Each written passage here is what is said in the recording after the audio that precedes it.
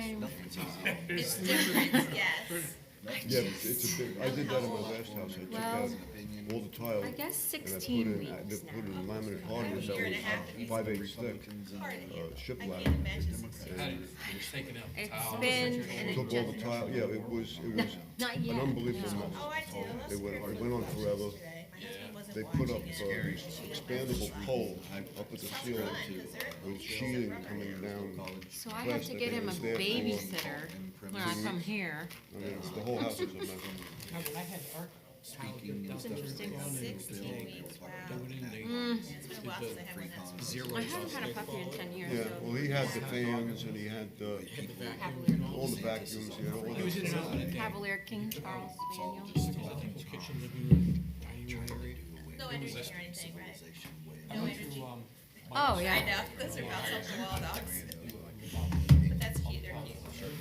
yes, there still was some dust, but I'm using microphone in this house. The guy that did my last house, he's retired. I would have liked to, he was We've just a single guy had, would this is have our helped. fifth. And he did everything, They everything. grow up and they're like about, And I called him up and he said, I'm tired.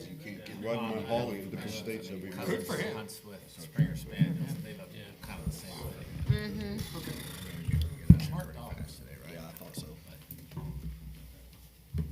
yes, they are. Guess we're waiting on you, we don't have an attorney today. Oh, we're good? Okay. Yeah, Oh, good, we can act up. no, you know she's watching, I'm sure. And there she's Liz, just like Santa Claus. Yeah, just like Sam, but, yeah. Yeah, good point. Good morning, this is the Citrus County Planning and Development Commission hearing for August the 15th, 2024. If you'd like to join us at this time, I invite you to please stand for the invocation and remain standing for the Pledge of Allegiance. Dear Lord, please give us the grace to be understanding, patient, and tolerant. With these attributes, we can conduct our work in a manner which will be pleasing to Thee, our county, and its residents. In the Lord's name, amen.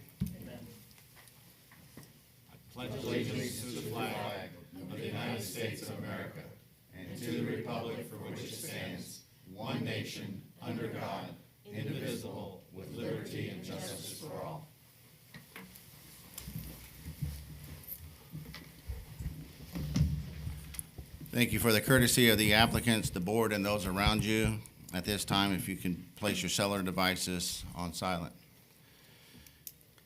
May we get the roll call, please? The following Planning and Development Commission members are present. Chair Richard Barmez, James Royce, first vice chair, David Bramblett, second vice chair, Michael Facemeyer, alternate Robert Bass, Kurt Stone, Stacy Worthington, and School Board Representative Chuck Dixon. Thank you. If any person decides to appeal any decision made by the commission with respect to any matter considered at this hearing, he or she must have a record of proceedings for such purpose. He or she may need to ensure that the verbatim record of the proceedings is made, which records includes the testimony and the evidence upon in which the appeal is based. During the public input portions of the meeting, individuals are given 3 minutes, and representatives of an organizations are given 5 minutes. When anyone wishing to speak come to the podium, please complete the yellow form to hand to the recording secretary. Please print your name, address, and the number of the application for which you are speaking on the form. The yellow forms can be found at the podium by the door. If representing an organization, a letter of authorization must accompany the speaker. Comments will be limited to the topics being heard, so please state your name, spell your last name, and give your address for the tape record. Now, at this time, I want to open the podium to the public, and this is an opportunity for you to come forward to address the commission on any issues that you may wish, but this is not the time to come to the podium for any applications that's going to be heard today. Anyone?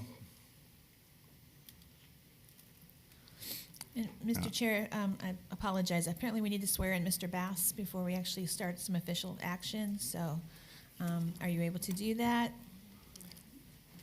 Thank you. Our, I thought he was already sworn in. Our IT person, no, he has not. But we welcome him back. It's nice to see Mr. Bass back. He is now an alternate on the board.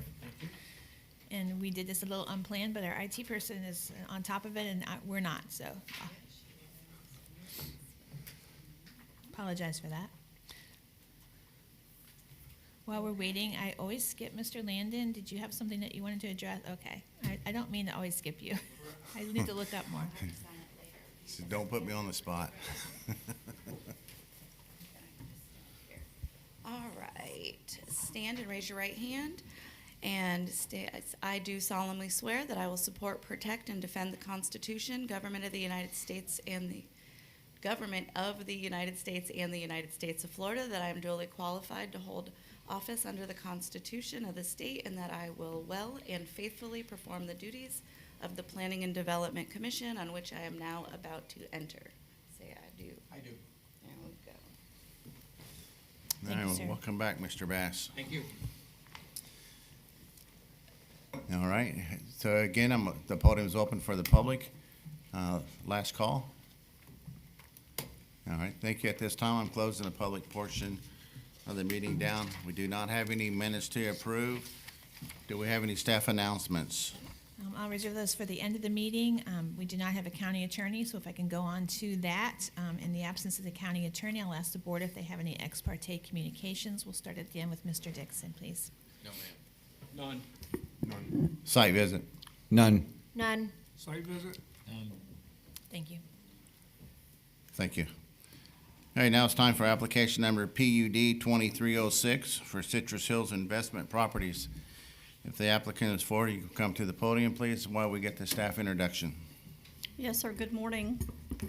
This application proposes to amend the Brentwood Master Plan, specifically in the Davis Reserve area. The Davis Reserve area is a proposed plat that would include both single and multifamily residential areas. The site has a PDR and MDR/PUD designation that recognizes the Brentwood Master Plan. This is the Davis Reserve area of Brentwood that is the subject of this application. This is an entrance road to the new area when viewed from existing Brentwood Circle. Thank you. Thank you. All right, applicant, the podium is all yours, sir. Morning, everyone. Kyle Moses on behalf of the applicant, Brentwood Farms. You have two requests in front of you today. Should look familiar to most of you. We've done before. We're asking for a change in the 18-foot setback, frontal setback, to change that to 15 feet, and to change the rear setback to 0 feet for pools. Again, it probably looks familiar to you. We did that in the Citrus Hills DRI, the parcel, which is Terra Vista, parcel B, and parcel C, which is west of Ottawa.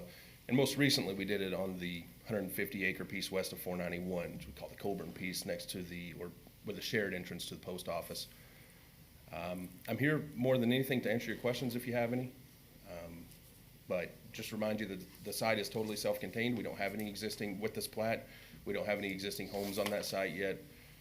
So we are changing this on the outset of building, or requesting to change this on the outset of building.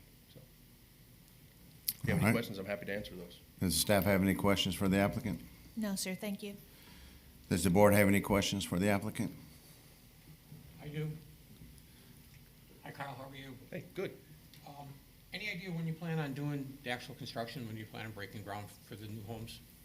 So we've pulled some permits, so some have started. Okay. On the very northern end, we can, per our current PUD, we can build up to 40. Right. In Davis Reserve before final plat. So Okay. imminently. So over the hill is where you've started? It's actually so the northernmost stint, Yep. that's kind of northeasternmost, Yep. Beverly Hills, Okay. in that area. All right. Second thing is I've noticed that you guys have installed new pedestrian signals at the intersection of Ottawa and the entrance to your facility.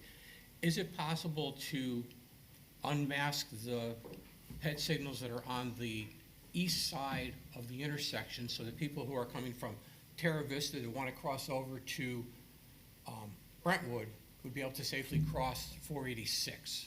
As myself, I ride down Ottawa and go to the other side of 486 to get into Brentwood. Right now, you have no signal there to help you cross. Is it possible to just at least get the east side of the intersection operational again? Yeah, sure. I certainly will talk to the site work and see exactly where that's at in the process of being complete. I don't have an answer for you, I understand. specifically, but certainly I'll pass it on and try to get an answer. Yeah. Okay, great, thank you. Yeah, absolutely. That's all, Mr. Chairman. Thank you, Commissioner Bass. Anyone else? Commissioner Facemeyer. Kyle, we talked about the zero setback. There's been some discussion on that topic on the last couple applications that you cited. Can you explain it and help us understand that a little better? And as I recall, that this application, it only applies to pools, yeah. Correct, But yeah. I'm more, not so concerned about what it does to the home that gets a pool and has zero setback. I'm concerned what would happen to the neighbor, you know. Right. Yeah, of the abutting property, so the neighbor Yes. behind them. Yeah, so, and we have in one of our applications for Brentwood and for Davis Reserve specifically, we requested to increase the height of a wall. So we have the right to erect an 8-foot wall around the entire perimeter. Now, the border of Brentwood perimeter, there'll be, won't be a metal slat, fence on top of a retaining wall, but it would be, with that wall, the homeowner behind them, I don't think would necessarily care as much. I know because it's not on their line. That's what they would be concerned about, right? Is how is this going to affect me? Well, if there's a wall there anyway. So it would necessarily typically think that be on the perimeter as opposed to the interior, where you'd have two homes abutting backyards? The 0-foot setback? No, we're requesting it everywhere because in the internal, there may be walls as well. We requested the right to build walls throughout the entire plat. So it could be walls or some sort of shrub barrier there as well. Similar to how we did in Hunt Club, in Terra Vista, for example, with the abutting properties and how we plan to do it in Parcel C and on the Coburn piece as well, but, yeah. Okay, thank you. All right, thank you, Commissioner Facemeyer. Anybody else? I just have a couple. Sure. When you originally came in for the PUD, why wasn't the setbacks discussed then? You were satisfied with the 18 feet for the front setback and the 5 feet on the rear setback. Why the change? Why the change of heart? We just tried to maximize the buildable space. It's something that had we recognized it and were intimately aware of it at that time, we would have brought it before the commission. But we, as we progressed with development, now we're pulling permits and now we're looking at the buildable sort of stint of development, going vertical. It really kind of drew our attention to it more. Realized we'd like to maximize the buildable space per lot, which, obviously increase, reduce the front setback and the rear setback. So that's why. It's really just a matter of being at this stint of development. All right, thank you. Any other questions? Yeah, I have a question. So a 0-foot setback on the rear for a pool, what if there's two homeowners that have a pool and they're adjacent to each other? So it's going to be pool deck to pool deck? Theoretically, right, but practically, no, because there would have to be some, it's really hard to tell you because it's a theoretical thing, but theoretically, yes, and as granted, yes. It could be pool deck to pool deck, but like I said, reality is going to be that there's going to be some sort of barrier there at a minimum, and you have to be able to maintain it. The problem is we deal with people that we see it all the time. If it's theoretically possible, then somebody's going to try and press the line. So what happens in that instance when you have somebody that they want to put a pool deck and it says, hey, I have a 0-foot lot setback on the back, and the guy over there already has his all the way up to the property line? What happens? So we have a connecting pool decks. We have connecting screen enclosures. How does that property line get maintained? I just feel like it creates a little bit of an issue. Sure. I'm trying to figure out what you guys have in your deed restrictions or how you think you're going to create that or keep that problem from being created. Right, and I can respect that. I can't give you an answer of how we would do that because, again, it is, I understand what you're saying, but I can't give you an answer on that necessarily. We did have, right now, currently, it's a minimum of 10-foot set. It's reducible to 0 as is, so long as there's a 10-foot minimum between the structures. I think given how it is right now, that same scenario could happen. It's still a possibility, right? Because the home could be, as long as the homes are 10 feet apart, you can still have pool deck to pool deck under the current allowance. So why are you asking for something different then? Just to maximize our flexibility and our buildable space. because if it's, 2 or 3 feet, for example, but. I don't like that 0-foot setback and that whole theoretical, hypothetical situation there, just so you know. I think it Understood. creates an issue going forward. We have a lot of problems with people that are trying to read things into the code, and we're trying to correct and fix a lot of the gray areas, and in my opinion, that creates a little bit of an issue. So Right. I just wanted to let you know that while I had you in front of me. Yeah, understood. Appreciate that. Thank you, Commissioner Bramlett. That brings me to another question for me. What is your background? I'm an attorney, and I'm secretary for the developer, for this particular developer, Brentwood Farms, as long as all the sister developers that share a common owner. So do you know anything about the Florida Building Code as far as pool to pool and the space that's required between the two? Yeah, From and every- I do understand that we'd have to go through, site plan approvals and permitting as well, of course, before we could ever. So does our Florida Building Code state that you can put a pool 0 on butt to butt without a partition wall, underground retaining wall or something between them? Or, No, and that's another great point. I mean, I think practicality keeps us from that specific scenario happening. Because we got to get permitting as well, so the county would tell us no on something like that, even though you theoretically could. The situation presents itself when you have a homeowner that wants to go and may encroach on that 5-foot minimum setback, so they could go to 1 or 2 feet, let's say, but then the abutting homeowner doesn't, right? That's where you would see it most likely. But in the theoretical scenario, yes, assuming it would pass permitting and assume it's allowable by the code, yes, but I don't think that's true. We're not gonna see a practical situation where county gives all the permits and signs off on all the permits for 2 pools to abut one another, no matter what the PUD allows, right? Where you're gonna see it is, like I said, like in Hunt Club, for example, current Terra Vista, or in Parcel C where we have it already, or in Coburn, where you're gonna see that is where one homeowner has a pool that, or a home size that may, and with a pool that would encroach on that 5-foot setback, rear setback. That's where you would see it in practicality. all right, thank you. Any other questions from the commissioners? So whoever gets the pool first wins?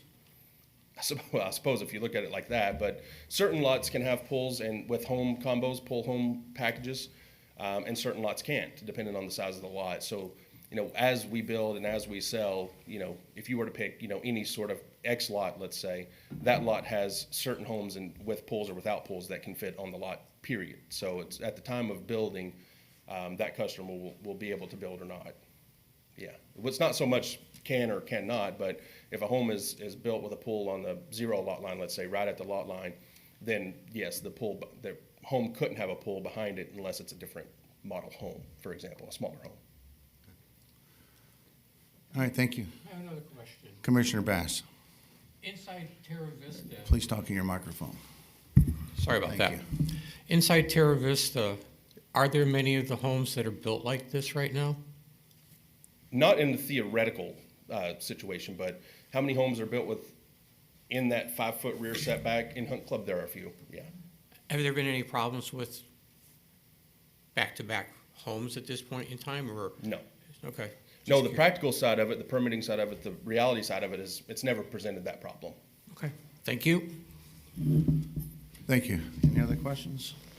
Thank you, sir. Thank you. You get the staff to come forward and make the staff's presentation.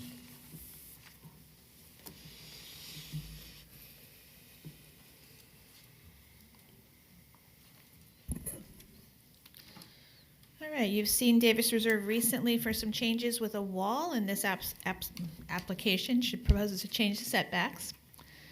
And I'm not going to go through this really quickly because we just saw this. This is the master plan of Brentwood. You know I love colors, but it is the purple there on the left over in this area and right here. And this is the Davis Reserve.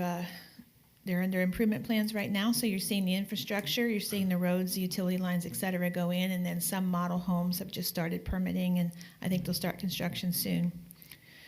And this is the entrance to the area from 486. It is obviously still under construction.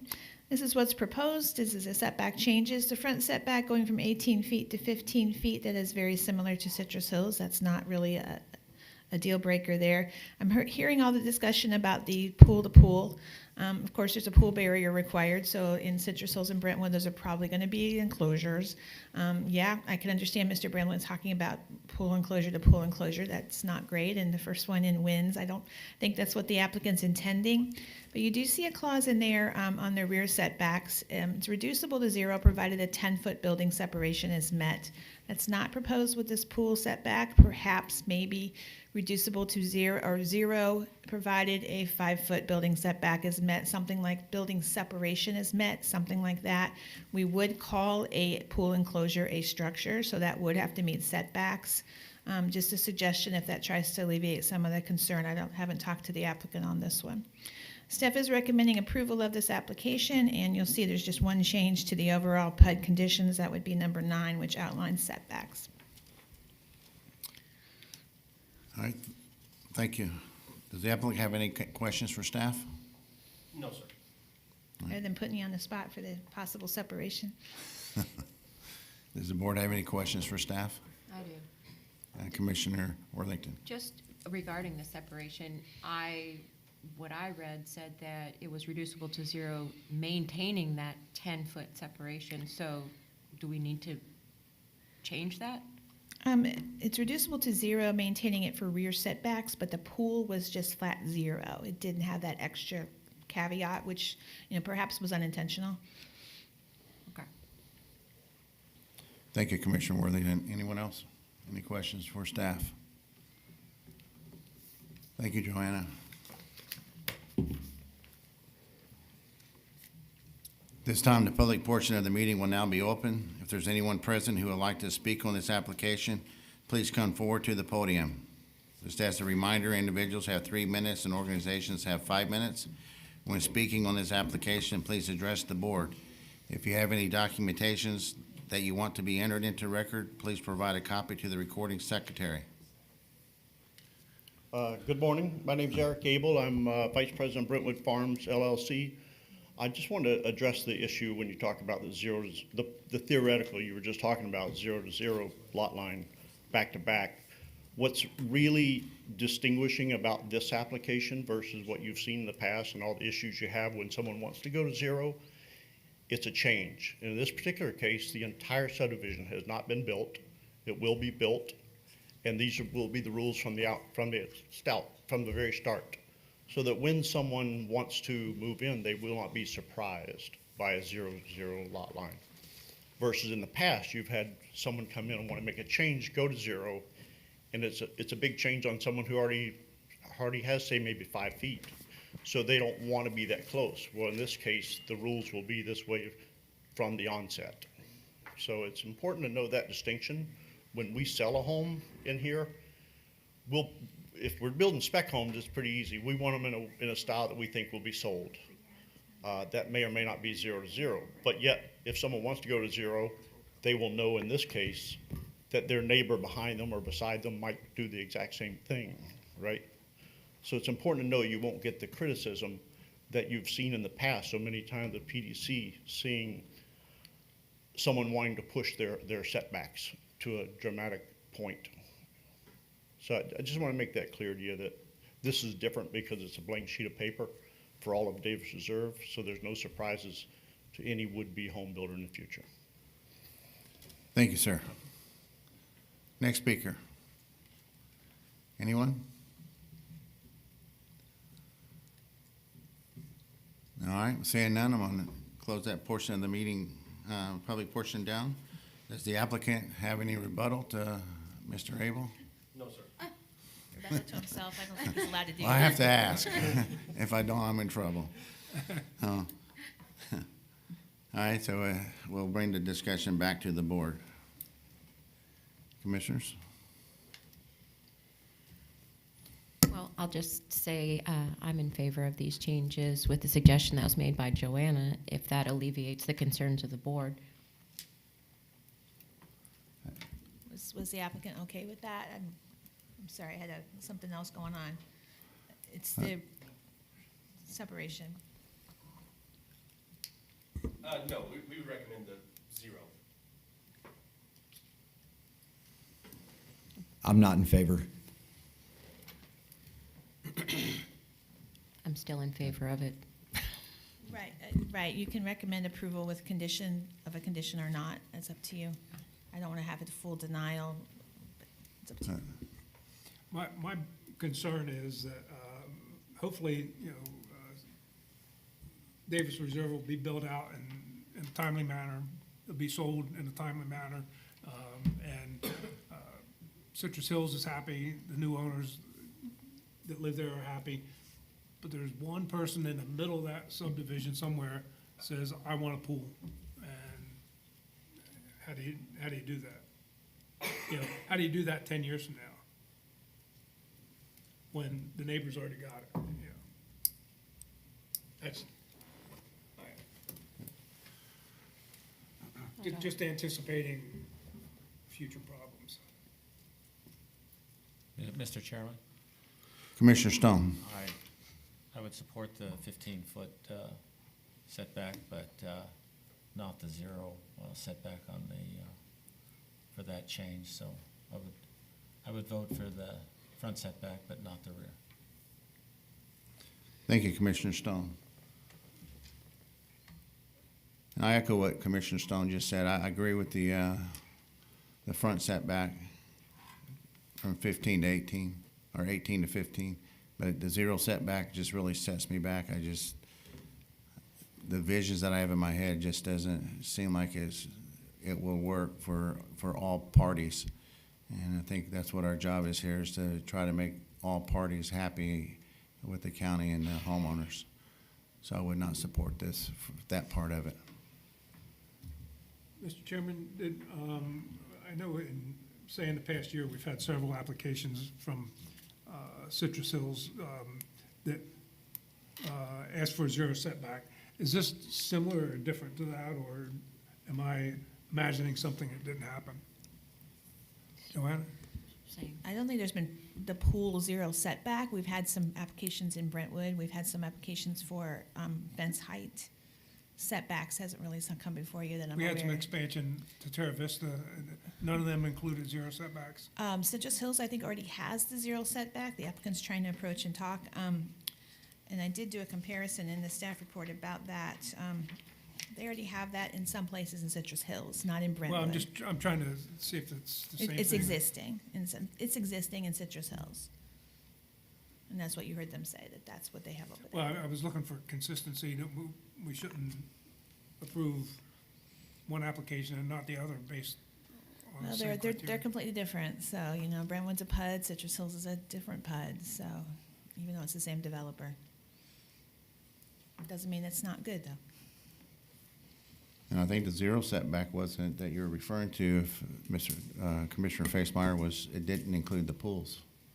It was just a zero setback, period, and pools was not discussed. I recall that, but if we're thinking of the same thing. The pools is what throws the zero setback off a little bit, to me. You have, Well, if I may, it's something that we had addressed on the Colburn piece, the 150 acres, that is a PUD that shares the entrance with the post office west of 491, zero setback for pools. So this application was consistent with that, and that passed 6-0, it goes before the commission in September, but, the BOCC in September, but, yeah, same request as that area as well. That is a PUD. And then Citrus Hills, Joanna's correct, that's a DRI, it's a little different, but we do have that on parcel C as well, and for portions of parcel B, which is Terra Vista. Joanne, just a quick question. Like right now, I feel like the board's split on one or the other, and we Right. have two requests. Right, so your motion would be either to, recommend approval of the front setback change and the rear setback change, or recommend approval of the front setback change and not the rear setback change, up to the board. So it'd be just a one motion. Well, yeah, one or Yeah, the other, but okay. one may pass, one may not, so. I'm not getting consensus here on either way, so. Well, Mr. Chair, I would just like to say, I haven't heard anything in this discussion on the board why this application would be not in favor versus other applications of a similar nature that we've approved. So I don't understand any Right, of the that reasoning was that my has been, question, none of the reasoning that has been presented today. Yeah, I just don't recall ever a zero setback was talking about the Coburn application, and thank you, that triggered my memory. We did, Coburn was very recent next to the post office, and we Right. did consider But- that. I remember the pool discussion, that's probably what you're thinking of too. It wasn't actually Citrus Hills, but it was part of Citrus Hills Well, development.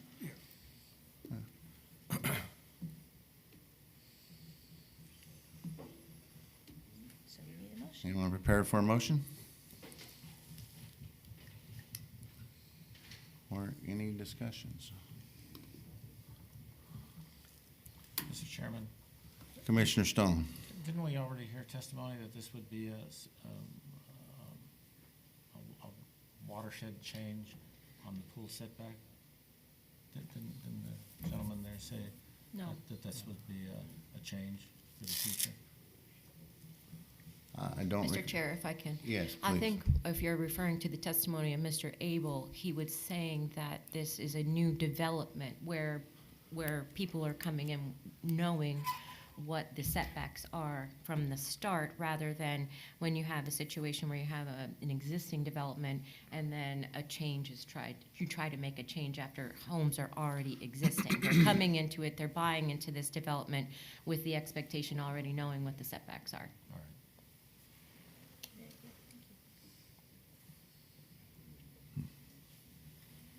Need a motion. Well, Can I ask a question of the applicant at this point? It's up to the chair. Excuse me? The chair can decide. I'll grant that. Mr. Moses, are you saying that with the zero setback, you would advise a potential buyer, this home has a zero setback and you can't build a pool on this lot? Would there be some lots that are sold for a home and told no pool? Yes, and right now we contemplate that, I couldn't tell you which ones, but there are some lots that can't fit a pool, period. And that's part of this application. The heart of this application is to expand that buildable space, to maximize that buildable space. But at the point of sale, when our sales staff is working with customers, they know which lot, and they can pick a lot with relatively it's wide open. So in an area, they can pick a lot, and then they can see which homes or home pool packages may fit on that particular lot. Are there some lots in Terra Vista that are saleable for a three-car garage and others not? Yes, yeah. So there are some bigger lots in Terra Vista, for example, Yeah. that could have a bigger garage. And Yes. are there some lots that require you to build a home with a three-car garage? in To Terra Vista? require a three-car garage? They wouldn't require it. Wouldn't require it. They just would have more side space. Right, Thank you. yeah. I'd also like to ask the applicant a question as well, if possible, Mr. Chair. Commissioner Bass. What's the real impact going to be if the rear setback remains at 5 feet? Is it really going to adversely impact the ability to develop this parcel? Because having two pool cages back to back is kind of bad. Nobody's got any privacy, and I think that might be something that Dave might be concerned with also, is, privacy. At least if you have 5 feet between the back of the pool or the cage and the property line, at least you can put some plantings between them to give you some privacy. So does this really hurt you in having a 5-foot setback for all structures? I'm not so sure that it hurts, but obviously, I could even think of a situation, in fact, I know of one where, not in Brentwood, where they do want to build back-to-back if they could. It's a father-son, and they would like to have, some sort of adjoining. But again, we're talking about the theoreticals. No, yeah, we want to maximize the buildable space on the lots. That I can tell you. We have premium home sites, and a customer's going to come in and they're going to know every one of the setbacks at the time of sale, and they're going to know what their neighbor's setbacks are. They're going to know what the side and the rear is that affects them. So, as Mr. Abel said, it is going to be a self-contained. There's not a single existing home in the plat currently today. So every customer's going to know what they're buying into for sure. So. Okay, thank you. Yeah. Thank you. Thank you, sir. Yeah, yes, sir. Mr. Chair, the Commissioner thing Bass. that concerns me is down the road. So right now, I understand that they have control of selling the parcels and that they can help direct people to the lots so that they would be able to work.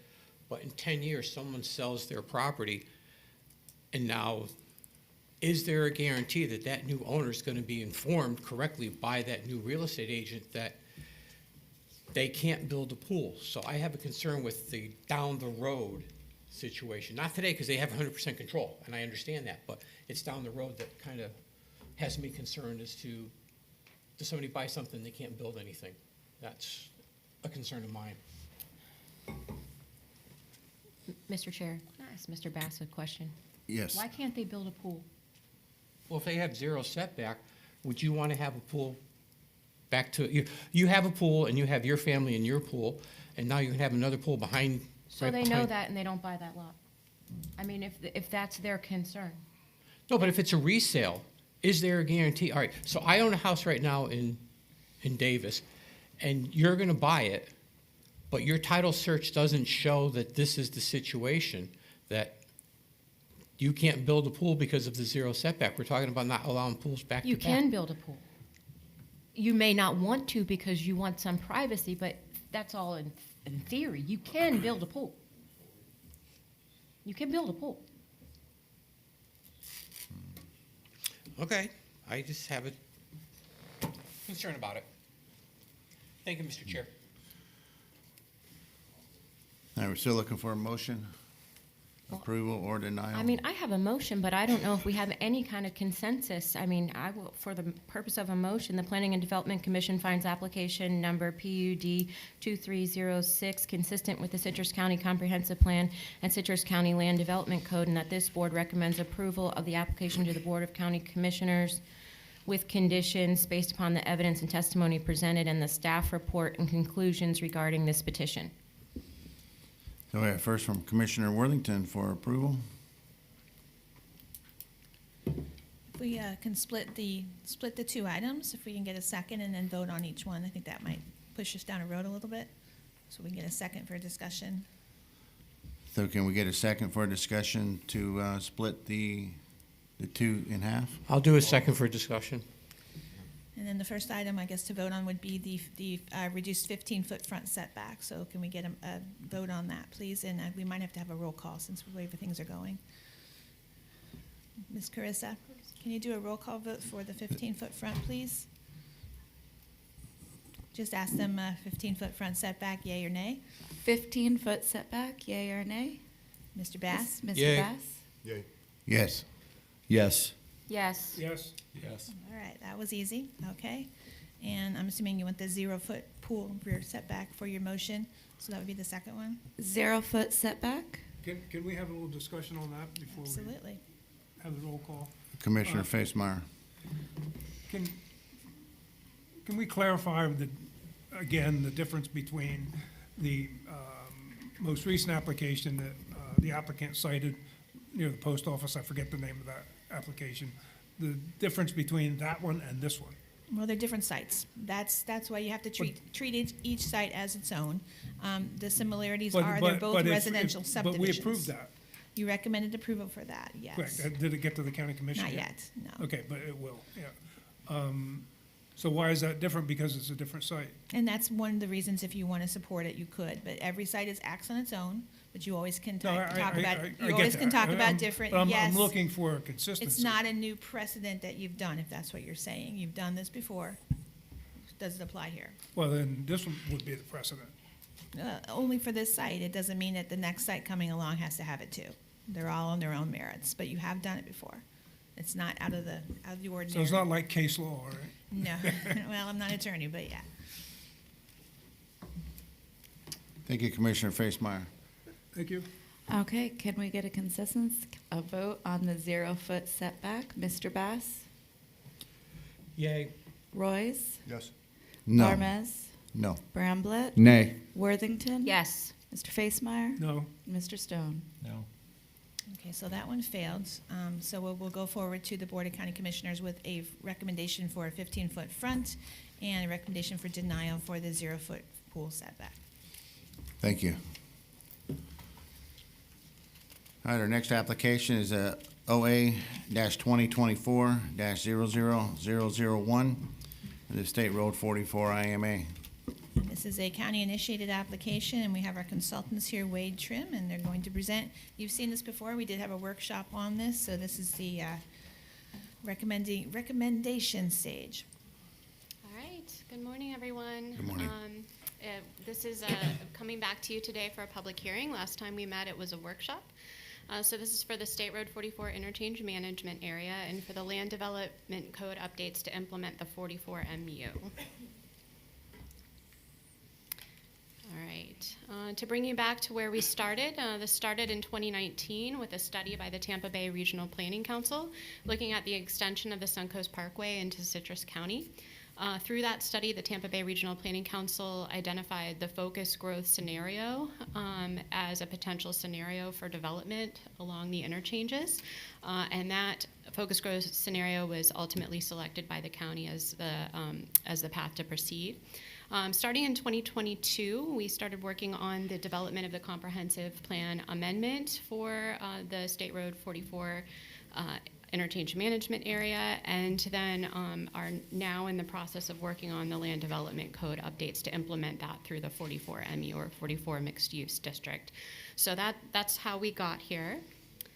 This is the boundary of the 44 MU and State Road 44 interchange management area. As you can see, this extends approximately a mile from each interchange off-ramp. And you can see the Suncoast Parkway has been constructed to the south, and the portion to the north is under construction. If you've driven out there lately, you can see quite a bit of progress has been made over the last month or so. So where we are in the schedule, in August of 2023, the CPA was adopted. There was a Board of County Commissioners public hearing on August 8th, and the county transmitted the comprehensive plan amendment to the state on August 18th. From September through March, we worked with county staff to develop an administrative outline and a draft land development code. That draft was posted to the project website on March 11th.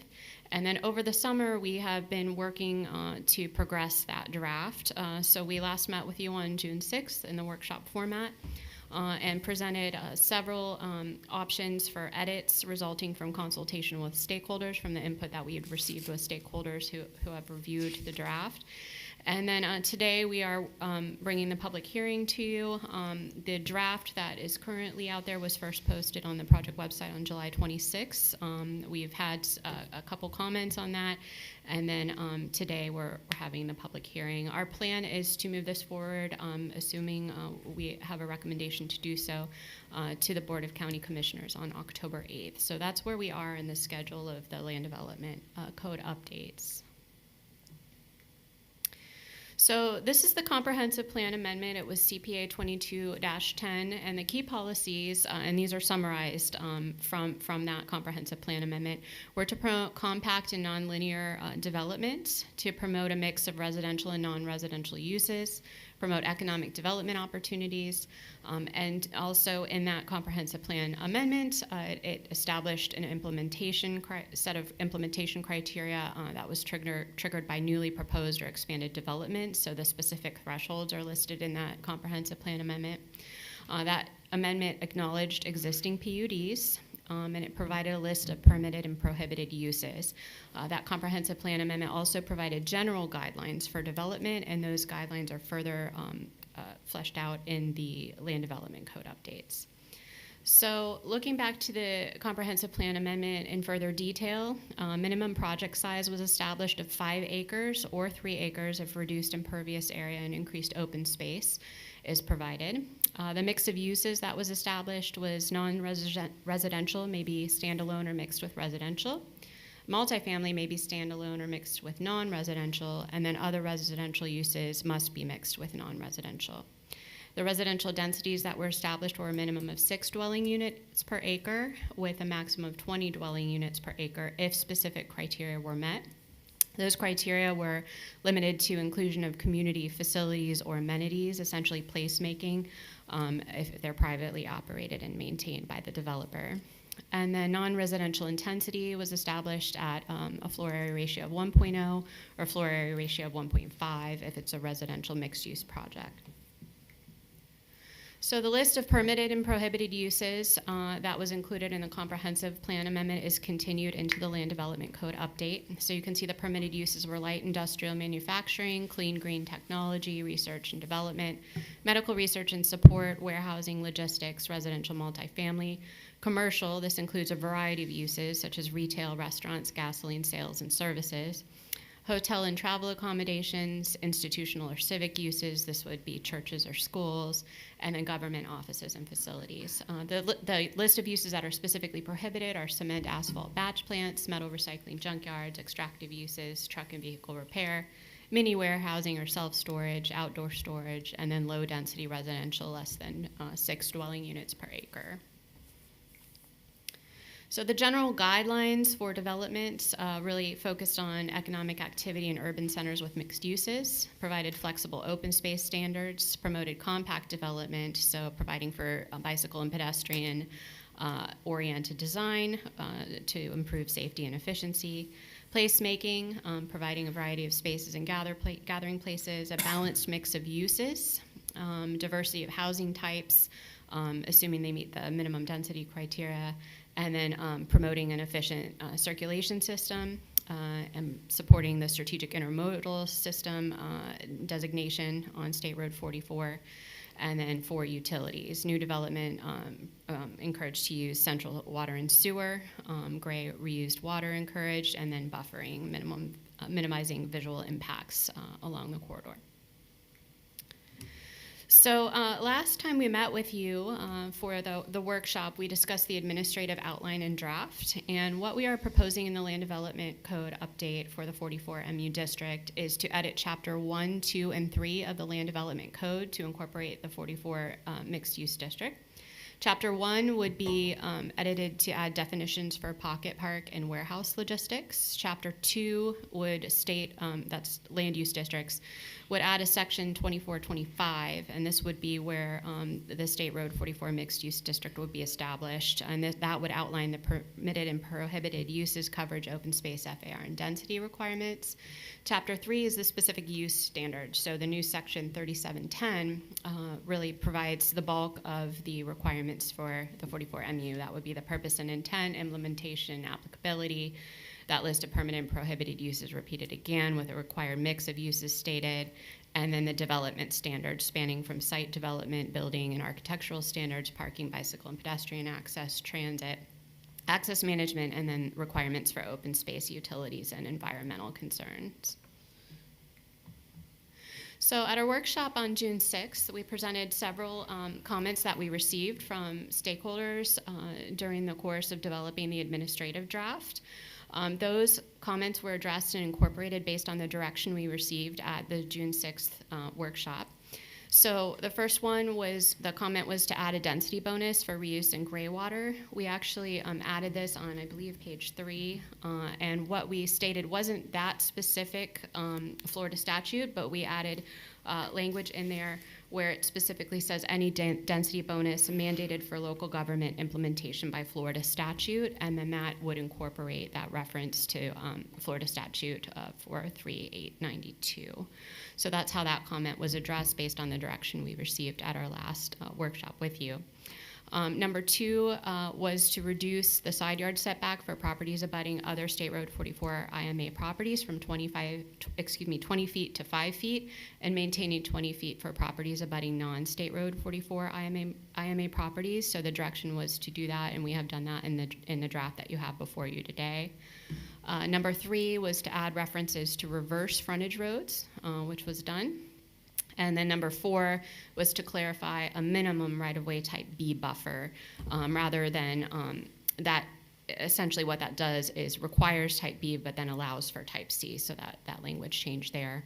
Number 5, which if you recall we had the most discussion about at the at the PDC workshop, was to change the maximum building height. And so we increased that to 50 feet to the beginning of the roof line and 62 feet to the highest appurtenance. And also, as part of that change, we increased the maximum number of stories to 4 stories for this area, and that is included in the document that you have before you today as well. So the height change was addressed. Now, since the last time we met on June 6th, we received another comment. And that comment was regarding Section 3716, or I should say proposed Section 3716. And that is to further clarify that if landscape islands have a concrete curb, the 10-foot width of those landscape islands should be measured from back of curb to allow greater rooting area for the parking island trees.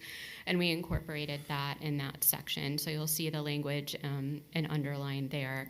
The change reads, if the landscape island has a concrete curb, the 10 feet in width shall be measured from back of curb to allow greater rooting area for trees. And then we say the landscape island shall also extend the required length of the parking space or parking spaces if configured front to front or end to end as shown in figure 6 and 7. So that was the only new comment that we received. We did go back and address the number of stories up to a maximum of 4. So that change was incorporated in the building height section as well. So with that, today I'm here to answer any questions that you have about those changes since the last version, and with that, we'll take any recommendation on how to proceed forward. Joanne, do you have any questions first? No, I don't. Thank you. All right. Board have any questions? I do, Mr. Chair, and these may be repeats. I apologize if they are. On the islands, you talk about there's a concern about the growth of the trees for a greater rooting area. Mm-hmm. And this may actually go to Joanne and engineering. Has there been any thought about including root barrier inside the islands? That way there you'll keep the root barrier, the root ball more contained and not allow it to grow out and possibly damage the pavement that's adjacent to the islands. Like I said, it might be something you want to discuss with engineering, but just a thought. You know, this line right here that she's added is certainly something we should consider in the code, and I agree that's something else we should consider. Yes, thank you. Yep. Pardon me while I rummage through.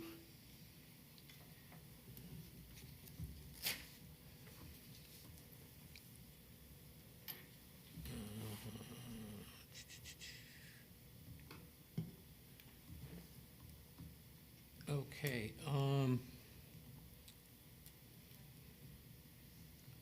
In the section,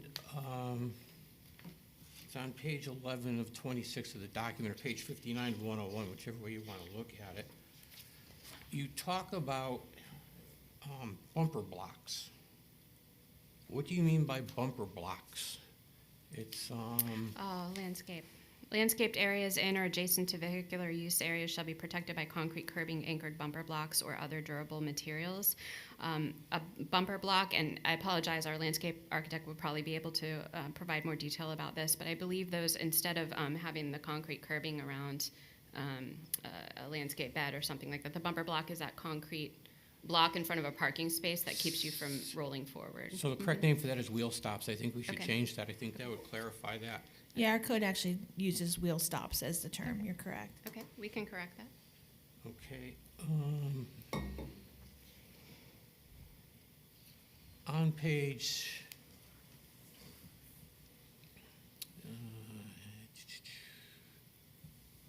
it's on page 19 of 26, or page 67 of 101. You talk about limited to Main Street commercial. What does that mean? On item 4, section B, contemporary architectural style should be limited to Main Street commercial. What do you mean by Main Street commercial? So that's an architectural style. So we reference several architectural styles in this section. You'll see A above, Florida Cracker Old, Florida Vernacular, etc. Main Street commercial is an architectural style. This is often what you see in a traditional downtown awning, storefronts, etc. So this is actually an architectural design style. Is this clarified enough by just saying Main Street commercial? I'll look over the research on that. That we may be as defined by so-and-so architecture board or something national. There's got to be something, yeah. I'm not an architect to know. That probably is a common term for them, but. Yeah, we can provide a definition. It's a common term, but if the definition would provide more clarity, we can add that. I think all of them, even though the lines before it, we kind of know what a Florida cracker is, but I don't know about low country, if you polled the people in the county. So, yeah, probably just a reference to as referenced in Architectural Digest or whatever it is. We can add that, certainly. Yeah. Thank you. Okay, on page 21 of 26, it talks about galvanized or stainless steel material coated with PVC or thermoplastic for the bike rack design. Thermoplastic could wear out relatively easily. Has there been any conversation about doing powder coating instead? I think powder coating would be more durable than the thermoplastic trying to wrap the bike rack. I apologize. Could you state the page number? I'm trying to find. It's page 21 of 26. Yes, okay. Number 2, bike space, rack design, item A, galvanized or stainless steel material coated with PVC or thermoplastic. Instead of thermoplastic, I think we should look at powder coating. I think that would be a better material to use than thermoplastic. Okay. And then last, on page 22 of 26, item D1, we state that the county may, in the very last sentence, the county may require these conditions to be recorded with the legal description of the property where access agreements or other applicable conditions apply.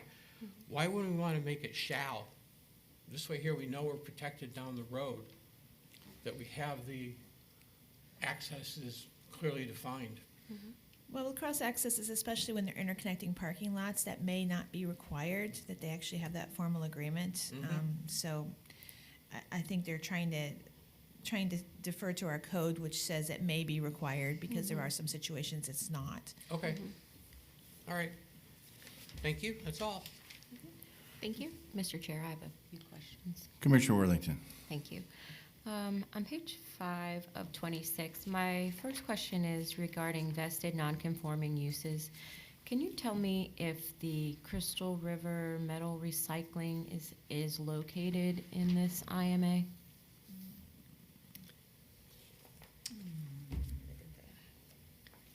I know there is a metal recycling business in the IMA. I don't know if it's the name, that's the name of it. So what I'm yeah. thinking is, Yeah. so if they're basically now then, they cannot expand their business more than 25%, or they will no longer be a permitted use? So businesses that are currently there and uses that are currently there are allowed to continue there unless they trigger these 3 criteria under the vested nonconforming uses, which is the page you're on, A, B, and C. So the expansion of existing non-residential development that exceeds 25% of the legally permitted gross leasable area, or a change of occupancy type.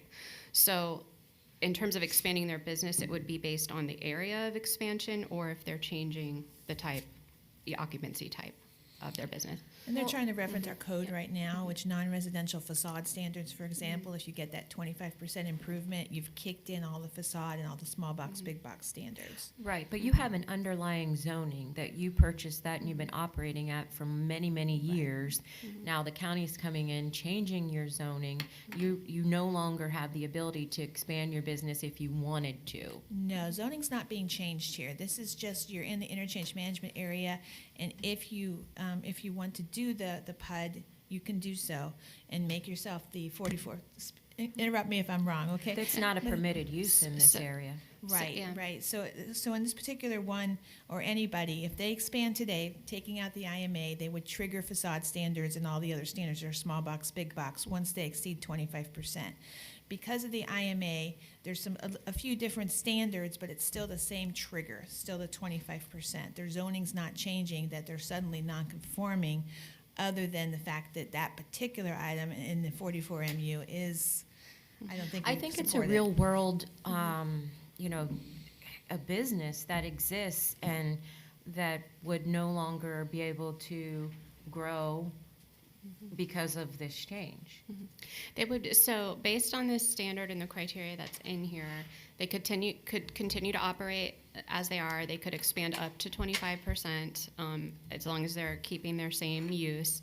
When they exceed that 25% gross leasable area, or You're if no they change longer their welcome use here. or do a different use, but assuming they're intending to stay as metal recycling, then they would have, they could expand, but then they still, so what they would have to do is then all of these other standards would be triggered for them.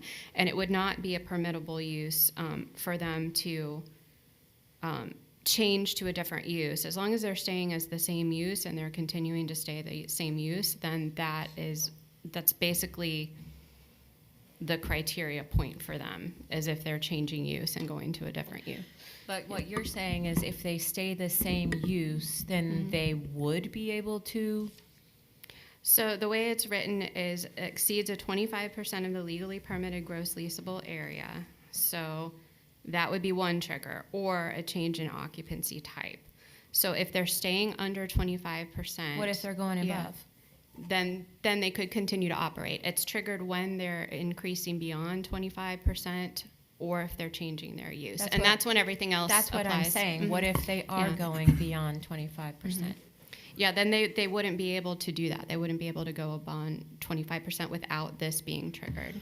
And then all of these standards would come into play. Right, so they're gonna trigger standards regardless, but this one would trigger the IMA standards, whereas today it would trigger the small box, big box standards. But my point is, they're triggering the standards that they're not able to operate business anymore Right, in that so- area. So what she's talking about is that they're listed as a prohibited use as a metal recycler. Right, correct. So, I think that's a PUD. I feel like we just heard them to expand. We did. Yeah, so it's a PUD. We agreed to let them expand to that Right. little corner. Right, so I feel like it's a PUD, so they're going to come before you anyway. If they're a PUD, then they're exempt from this. Right, If they're so a PUD. PUDs are vested already at Section D investing. They're already there. So I Right. think that particular site, they've covered themselves with that PUD. Okay. Right. This is such a small IMA area. I can't think of anybody else that might be having this issue. Just to reinforce, Brad Cordes with Wade Trim, and as you know, I worked on the comp plan part of it, and we addressed this issue in the comp plan, and as Joanna said, we were very specific to exempt out the PUDs, because they have special approval already by the county, and they can continue to operate that, and they can come back in and amend that as part of a PUD. Right. Okay, thank you. And that's number 2 under the vested non-conforming uses, to reference where that PUD exemption is. Okay. Next question is 7 of 26. I feel like under number 3A, arrangements of buildings must be varied to allow for flexibility of development and visually appealing relationships. Is that something that's well defined? Who decides what's visually appealing? How do we know what that means? Can you provide that page number again? I'm sorry. Yes, it's page 7 of 26, number 3A. Yes, okay. Arrangement of buildings must be varied to allow for flexibility of development and visually appealing relationships between building and outdoor spaces. This is just basically describing the intent of the standards that follow it. So it's a statement of intent for this section for building location design criteria. And then under it, then it goes into what that means. So principal buildings containing predominantly neighborhood commercial or other commercial light industrial with offices or transportation-related uses must be located nearest to the State Road 44 corridor. So that's explaining the relationship of buildings between the buildings. And then C goes further to say principal buildings within the State Road 44 IMA containing other industrial uses must be located farthest from the State Road 44 corridor. And then finally, accessory uses, including but not limited to trash receptacles, mechanical equipment, et cetera, shall be screened in such a manner to be hidden. So basically that A establishes the intent of B, C, and D, which follow it.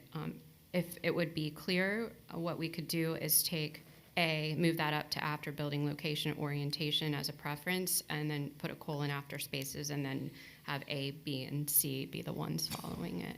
If that helps clarify that it's the intent of that breakdown below it. Well, my thing is when I'm looking at all of these different things in this document, I see things like this visually appealing, then there's another section where it says make every effort, and then this is encouraged. It just leaves so much open to, we're going to have people coming and saying, well, it says visually appealing. Who decides what is visually appealing? And so that's my concern. Yeah, I think the broad language that you're referring to is in here because this is intended to be implemented as a PUD, and so stating up front that the intent of this is to provide flexibility of development in this area when it comes in as a PUD, so that the decisions can be made as that PUD progresses through the PUD process.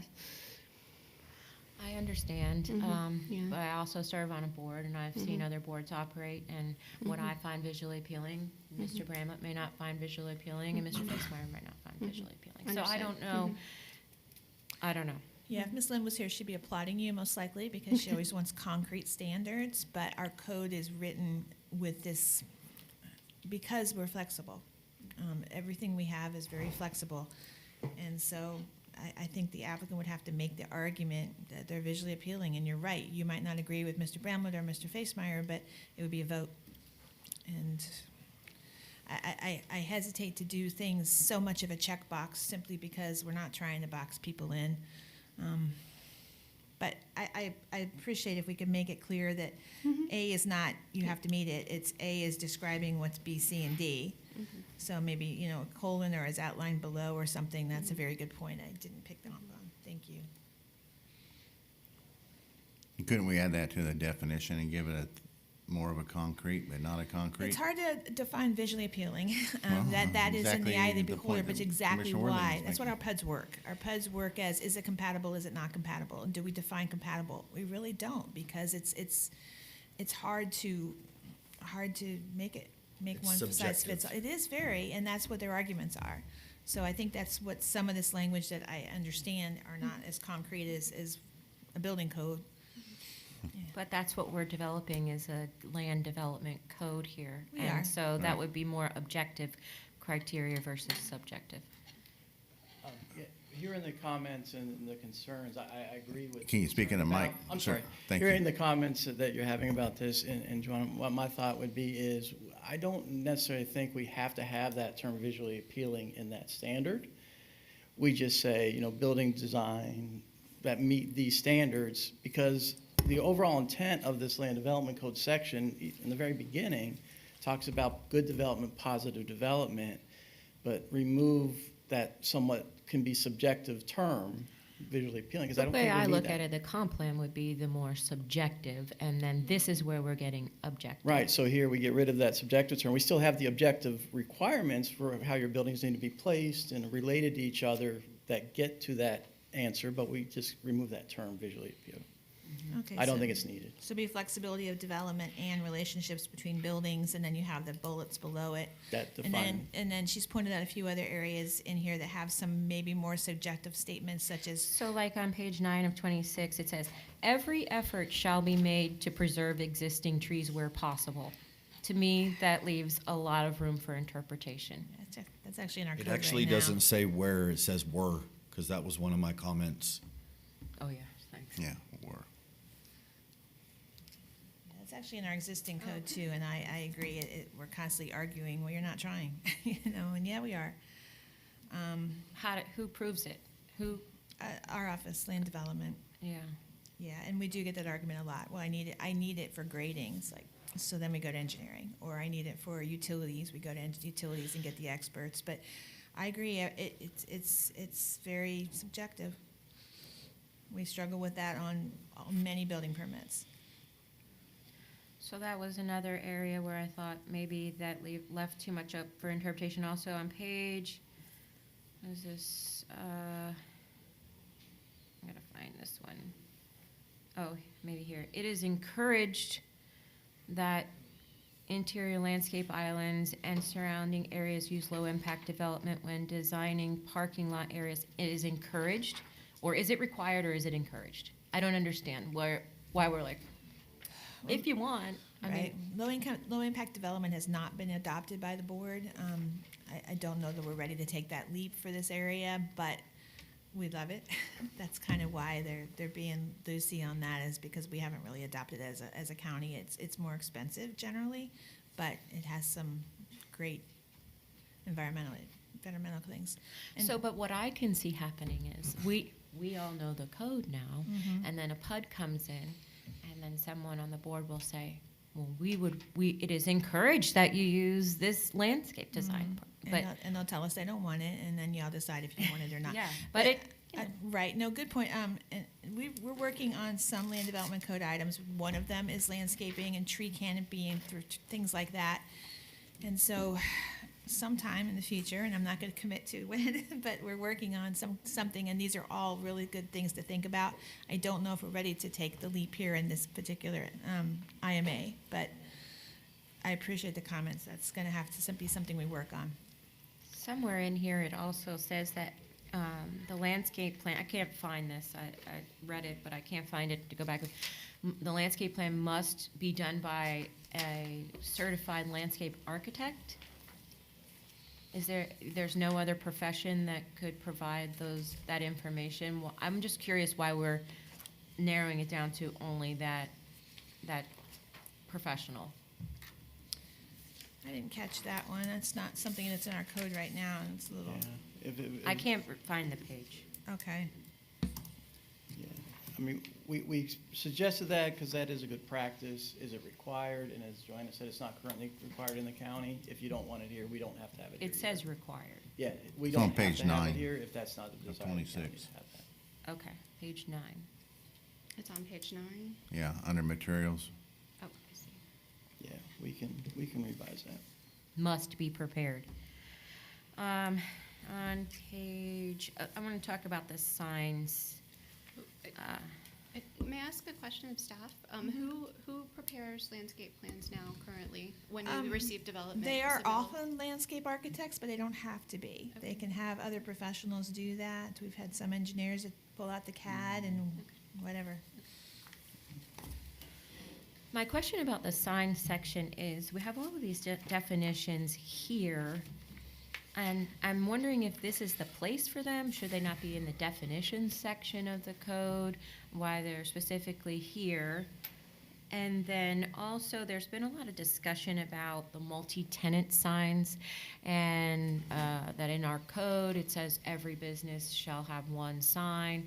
But I didn't see anything here about, it kind of looks like everyone gets one monument sign. Am I correct?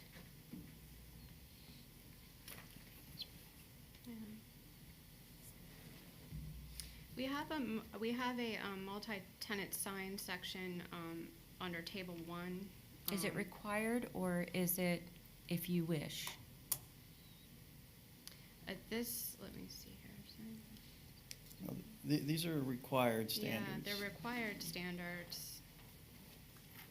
So we have the definition of sorry, I'm just trying to follow where we are in the code. So page 14, 4 is the multi-tenant sign definition. And then the site design standards, the sign standards are in table 1 for multi-tenant signs. So in a property that requires multi-tenant signs, it would be a maximum of 12 feet and then so forth, and then it provides the standard for a multi-tenant sign. So I think what you're asking, it's defaulting to the land development code, so not every business can have a monument sign. That does not allow it. It's per It parcel. says that this supersedes that, though. It says conforms to the requirements of the signs, but where conflicts exist, the LDC will actually supersede, so. The base standard for this is the existing sign code. However, there are additional standards in here that are applicable, and that's when these get triggered. So the base is always the county's code for this section, and then anything in this section is additional to that in terms of a more strict standard. I think multi-tenant signs make more sense, and I think we have a real issue. Maybe we need to look at that sign ordinance, because we always have this conflict arise where in our code, it says that each business is entitled to one sign, and then they always think that, oh, well, I'm a business, but I'm in a multi-tenant, and I'm entitled to one sign. So maybe it's not so much but our ordinance actually may have an issue. Or better verbiage we could use to convey exactly what we would like to see going forward with development. Okay, thank you. On page 19 of 26, I think, again, visually appealing, hold on, appearance is again,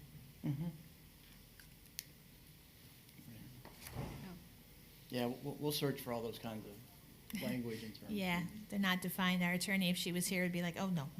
and that's all I have. Thank you so much. Yeah. Thank you, Commissioner Worthington.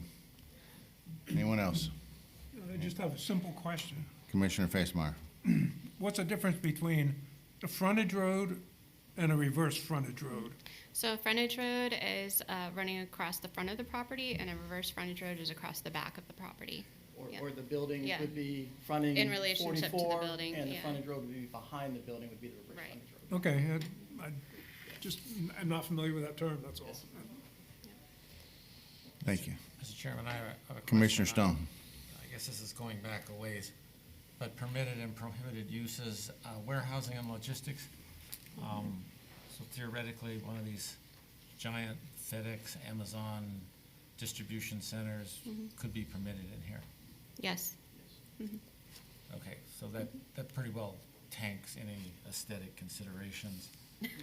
Well, I don't think we have the big vacant parcels here that's gonna happen, but that was a comp plan battle that the commissioners adopted, so. Yeah. All right, no further questions, thank you. No other questions? We do need a motion. I didn't hear anything controversial. There were a lot of changes. I think all the changes that you brought up are great. Mr. Brimley, you had the one typo. Did you have any others? I didn't really get to you. Okay. Well, we have members of the public here. Thank you, public. I apologize. And Thank you. I think you did address the comments from the Builders Association already in your comments. I don't see them here, but. All right, thank you. The public portion of the meeting will now be open. If there's anyone present who would like to speak on this application, please come forward to the podium. As a reminder, individuals have 3 minutes and organizations have 5 minutes. When speaking on this application, please address the board. If you have any documentation that you want to be entered into record, please provide a copy to the recording secretary. And good morning, Mr. Stillwell. Good morning, Mr. Chairman. It's nice to be back. I've been involved with this particular amendment since 2019, as indicated by the consultant, and I have some very brief comments. The first of which is on page 6 and 7, 6 of 29 and 7 of 29. You've got an effective date of 2023, and you had the discussion about the PUD that was approved for the metal recycling. So there may be people caught in that gap, okay? And I would suggest that the county attorney look at using the effective date of this ordinance rather than having it retroactively go back and potentially catching someone unaware. The second thing is when we do these, first off, I want to tell you historically when the IMA was first put in for 44 years ago, everything required a PUD. And then the Board of County Commissioners, like 5 years later, eliminated that. And then when you did the Cardinal Street PUD, you put back in the PUD for 44 and all future IMAs. And I think that's a good thing. And it really pertains to a couple other comments, but if you're doing a PUD and you meet these standards, and they're very good standards, I have to tell you they're much better than the initial work product on Cardinal, for example. You should be entitled to some sort of evidentiary presumption, okay? If you go through this process, you meet these technical standards, and you come on, by way of example, there's one existing single-family house right in the middle of this IMA on the south side of the road. Historically, you would say commercial development around that particular use may not be compatible. And what I'm saying to you is if you meet these standards, you ought to be entitled to a presumption of compatibility at a minimum. So that's something to think about. The second thing on the architectural standards, as the developer's representative, we love the flexibility. It gives us the opportunity to be creative, okay, and do new things. Example, you know, the buildings that were built in 1970, 1990, 2000 are totally different than the buildings we built in 2020 and 2025. And I encourage your architectural standards. 46 and 491, both the southeast and northwest corners. The current architectural standards are Chapter 3 of your code. Now, I went to the Target grand opening. If you look at those two particular projects, you don't find, for lack of a better term, an architectural theme. Target is Target, the 7-Eleven is the 7-Eleven, the restaurants are the restaurants. And architecturally, I guess you'd best call it eclectic, and that may be kind. So I would suggest when you approve these PUDs and they come to you with a theme, that's a condition of your PUD, so that when that person buys a sub-parcel they're on notice that the theme, whatever they elect, Main Street, Low Country, is carried through. Otherwise, that second end user may not realize what they're getting into. Thank you for the changes on the heart. And I just have two future planning comments, because you're going to be around, and I hopefully will not.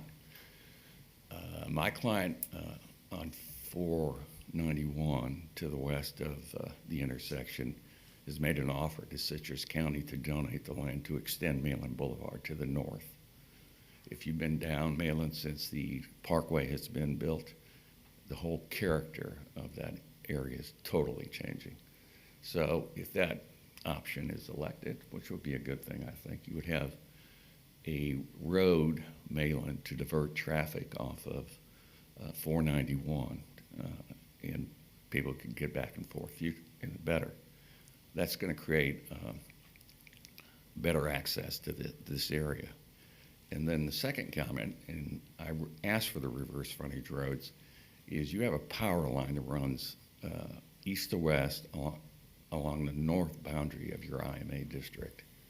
And I've inquired into the power company to use those areas for drainage. I was rejected. They said they don't do that for a private property owner. But as a public planning process, that power line would be the excellent reverse frontage road on the north side of the road. So in the future, when you address your planning element, think about the extension of Malin. I think it would be a positive. Okay. In Citrus Hills, we had that originally planned, and because of 3 or 4 residential houses that had to be removed, that road was never built.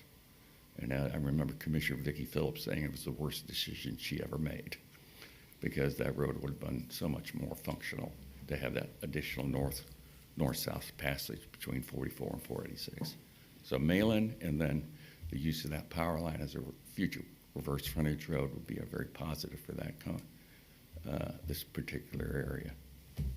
Otherwise, thank you very much for doing a much better job the second time around in this IMA. Hopefully it carries forth into the 486 IMA and then the one north of Crystal River. I would, Commissioner Stone, in the existing draft of the 486 IMA, there is an express provision for the type of distribution centers that you alluded to. There's only 2 large parcels, 3 to be in this IMA. The Family Trust at 30 acres of GNC, the parcel across the street, which is PSO and low density, and then the Morton piece. So I don't foresee that use. Thank you. Right. Thank you. Anyone else? All right, saying none, we'll close that portion of the meeting down and bring it back for discussions or motions. Mr. Chair, Commissioner Worthington. based on what the public Clark Sowell, one thing that he said about the flexibility, I think that the entire code that they presented provides flexibility, but there were just certain things in there that, the visually appealing appearance and just kind of incredibly vague language that I thought that maybe we should change or make it so it's less interpretive. But something he brought up, theme. So there's multiple options available, and so, I mean, what are we, he said have a consistent theme. So the first person that comes in with a PUD, we're going to pick a theme and then roll with it. I mean, I don't know how we do that without assigning a theme, or the downtown, or the, what are those, the characteristics, He was talking about within that particular PUD, not one PUD's gonna set the theme. He just meant like if you have a PUD, you create a PUD like at Target, and because everything does look completely different up there, but then you go into areas like Pembroke Pines and other areas that I've traveled around into waterfront communities in Florida, and there is a definitive theme. The buildings are all colored the same, the signs all look the same, everything kind of it just kind of like blends into the environment, and I don't know that that's ideal or not, but I think, I heard Okay. what you said and I heard what he said, and I see him shaking his head. He's talking about within the particular PUD. Okay. That's it. Any other comments, discussions, motions? I think they did a great job repairing this. I agree with most of everything Commissioner Worthington said. She made a lot of the same concerns that I had. So we can get the verbiage or terminologies corrected. Right. I'm all in favor with that. So, very quickly, page 7 of 26, we're removing the visually appealing statement and making that clear that's not its own statement of A. So the consultants I know understand now to go through and there's any other language such as, to the extent possible, and those kind of languages that are a little more vague, trying to take some look at that.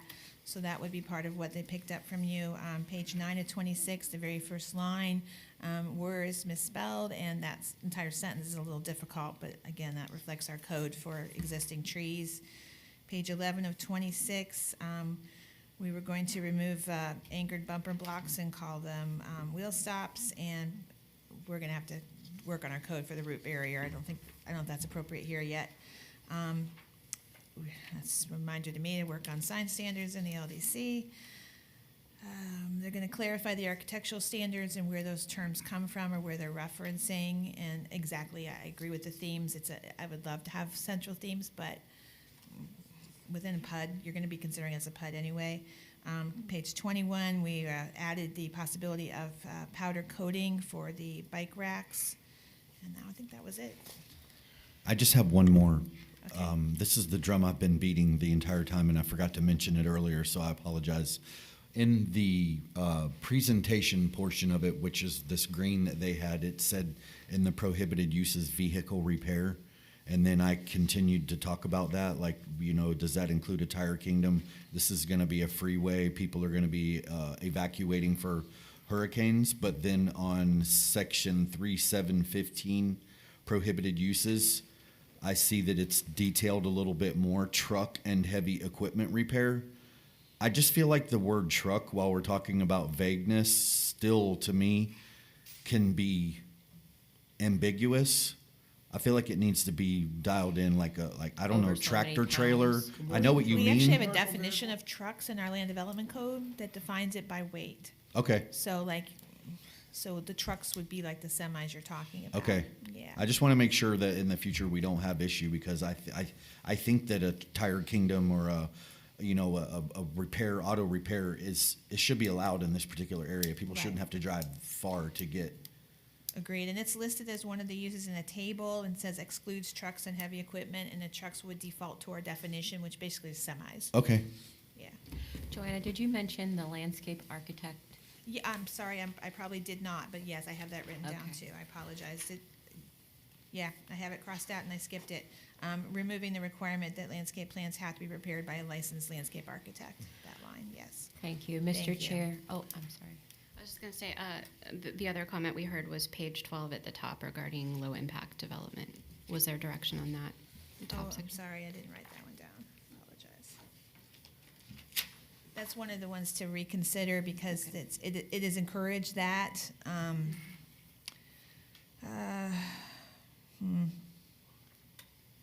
don't know another way to say it. I don't want to require it yet. I would love to require it yet, but. Any suggestions on what else instead of encouraged? My thought, I'm sorry, my thought on that is, if you want developers to be aware that's an option and something you would like them to do, I know this gets a little bit difficult because it's not certain, but maintaining it is encouraged, that we would like to see that. I think it's okay to say that. If that's something that you all, as a board, don't think it's something critical that the county needs to express to developers, that we want you to look at this, then we take that out altogether. I think you could leave it the way it is. Yeah, I think a PUD that comes before you is saying, this is a great PUD, and look, we're using low-impact development. That shouldn't be their only selling point, but I think by keeping it in, it gives them one selling point to you, perhaps. Yeah, eventually, I hope Yeah. we get there, but. I think that we should encourage low-impact development anytime that we can. I don't know that it will just because of the expense, but anytime that we can at least put the little feather out there for somebody to hear it and maybe contemplate it where they might not have been, why not? Okay. A good seed to plant. Correct. As opposed to trying to come in here like you're saying, and then one day we're just gonna draw the line and say, okay, yesterday you were allowed to do this, but tomorrow you're only allowed to do this. Maybe you kind of like ease them into it a little bit. Yeah, for sure. That's the father in me coming out. And we could maybe change that to say is encouraged but not required. I like it's encouraged. I Just think it's leave fine, encouraged. fine. I think it's clear. encouraged doesn't mean it's required. Okay. The way I read that. Thank you. That's a concrete word, required. Mr. Chair, Commissioner Worthington. the Planning and Development Commission finds application OA 2024-0001 consistent with the Citrus County Comprehensive Plan and Citrus County Land Development Code with changes, and that this board recommends approval of the application to the Board of County Commissioners based upon the evidence and testimony presented and the staff report and conclusions regarding this petition. And Second. that- And that's to include all the changes. Correct. Yes. So we got a first by Commissioner Worthington, a second by Commissioner Bramlett. Any further discussions? All in favor, say aye. Aye. Any opposed? Motion passes. Thank you. And thank you for the detailed comments. You did a great job on this. It's a lot of dry reading, and I really appreciate it. Both this application and the Brentwood earlier will be heard on October 8th by the Board of County Commissioners. Couple things then, your next meeting on September 5th, we did have quite the marathon for you, but now we don't. There's only 3 applications on that agenda, not too bad. FYI, you did hear Sportsman's Bowl a little while ago, trying to go into a shooting range over in Inverness. They continued it with this board. They did withdraw that this week. They said that the buyer has pulled out, so that application will not come back before you, at least in that format. So that's September 5th. We have canceled the September 18th meeting. We had 1 application and we were able to push to October rather than coming in for 1 application. So you have a holiday on September 18th, yay. You mean September 19th, right? Whatever the second meeting in September is, September yes, 19th. yes. I have it in front of me and I still can't read it. Also wanted to tell you too, very quickly, this board has been very adamant about planning developments, and I appreciate that, and that's wonderful. If you didn't catch the last board meeting, the county commissioners meeting last Tuesday, not this week, but last week, they did scold the applicant quite a bit. Several members did, about not having a PUD. This board also had said the same thing to that applicant. When they come before you, you know that staff has tried so hard to try to get something that meets the code and is good for the county. We are not always successful, which is why sometimes they have to continue it at your meeting because, all right, you're saying the same thing that staff has all along. The same with PUDs. The commissioners were very adamant. Why are you bringing this, at least several of them, why are you bringing this before us without a PUD? So I wanted you to hear that. If you haven't seen it, you might want to, but they were scolding them over and over. You should have brought a PUD to us, which is what this board has said repeatedly too for most applications. So it's nice that we're hearing that on both levels. Did you have anything you wanted to add? I always never look over, so I apologize. All right, so on your next meeting, Mr. Hockaday will be sitting in my seat, so be kind, but with only 3 applications, it shouldn't be too bad. He always does well. He does do well, yes. Very happy with him. And thank you guys for your hard work on this one. This was tough. Thank you, Joanne. Thank you, Eric. No further business. Meeting adjourned.